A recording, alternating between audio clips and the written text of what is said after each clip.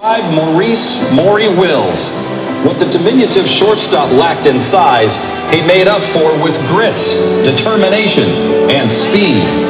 A three-sport star at Cardozo Senior High School in Washington, D.C., the 5'11" former pitcher, quarterback, and basketball player would spend 14 years as a major league shortstop, 12 of those with the Dodgers. The path to the majors wasn't easy. Wills began his baseball journey in 1951, 4 years removed from Jackie Robinson breaking the color barrier. It took 8 seasons and the retirement of a Dodger legend, Pee Wee Reese, before the 26-year-old would finally get his shot. There were times when I quit in my mind 100 times. It just, to this day, I carry that lesson that, just keep doing what's in front of you and don't give up, and you can succeed. And it's been a great lesson and a great journey my life has been because of things like that. On a team with big, powerful superstars like Sandy Koufax, Don Drysdale, Duke Snider, and Wally Moon, Maury Wills joined the 1959 Dodgers with little to no fanfare. It would take a year for Wills to quite literally find his feet. Proving the old adage that speed never slumps, Wills revolutionized the stolen base, leading the National League with 50 in 1960. The first 50 stolen base season in the National League since Max Carey in 1923 with the Pittsburgh Pirates. There were times when I would be on first base with nobody out, and the strategy called for the next hitter to bunt me over, and I would go to the manager and say, "You don't have to bunt me over. Don't waste that bunting in second. I'll steal off this guy." So I would steal second and then they'd bunt me over to third. So now I got 9 ways I can score from third base with less than 2 outs. In 1962, 50,000 strong at Chavez Ravine would chant, "Go, go, go!" And Maury went. Second base, third base, 3, and on September 7th, even 4 bags a night. The fans kept chanting, and Maury just kept running. In a year when Willie Mays hit .304 with 49 home runs and 141 RBIs, and Dodger teammate Tommy Davis hit a league-high .346 and drove in a league-leading 153 runs, neither would win MVP. Who did? You guessed it, Maury Wills. And every time I see Willie Mays, he's still griping about that. I said, "Come on, Willie, you got to get over it, man. It's been too long now." But there was an award I got that year that I liked even better than the MVP in the league. Was I was voted the #1 professional athlete in the world.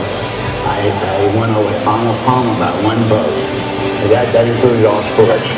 Wills played in a Major League record 165, yes, 165 games due to a 3-game regular season playoff with the Giants. He hit a shade under 300 with a National League best 10 triples and an eye-popping 104 stolen bases, a new Major League record. His 104 stolen bases were more than the total of any one team. The Washington Senators coming the closest with 99. I was not stealing bases just to rack up another base, not to break a record, but to get into scoring position so I could score a run. I scored 130 runs that year, and that was the whole idea. A 7-time All-Star and back-to-back Gold Glove Award winner in 1961 and 62, Wills led the National League in stolen bases for 6 consecutive seasons and eventually called it a career in 1972. In his post-baseball life, Wills couldn't stay away from the game. He dabbled in broadcasting, briefly managed the Seattle Mariners, and taught the art of base stealing during spring training. In fact, Maury was at the forefront of one of the most famous stolen bases in MLB history. He and I were working on bunting and working on the mechanics of stealing bases, and he said, "DR, one day you're gonna have to steal a base. When everyone in the stadium knows you're gonna steal a base, and you can't be afraid." The pitcher's going to know it, the catcher's going to know it for the opposing team, and the first baseman's going to know it. Everybody in the stand's going to know it, Dave, and everybody watching on TV. You got to go there. Roberts is going. The Sounders throw. Roberts safe. Maury was a big part of kind of the positive good angel on one side. The other side was telling me that I'm going to get thrown out and you can't go. And so fortunately, Maury Wills on my left shoulder, 1 out. Even well into his 80s, it was true what they say. Once a Dodger, always a Dodger. Every spring, you can find Wills at Camelback Ranch in the practice area known as Maury's Pit, teaching the fundamentals of bunting, a lost art in today's game. Maury's Pit. Don't ask for a bat. I'm gonna have to get a bat. I'm ready to run by these guys right now. I don't want you showing Straight me. out of bed. You punch it a little bit lower, it'll automatically, like you taught me, it goes further, but he's funny. You see what I'm saying? You don't need to try to create anything because you're automatically now going I can just hold it firm. You can just hold it firm and put your hand a little bit lower and run it where you think, and it'll automatically go. Got it. I mean, I had a great teacher. Exactly.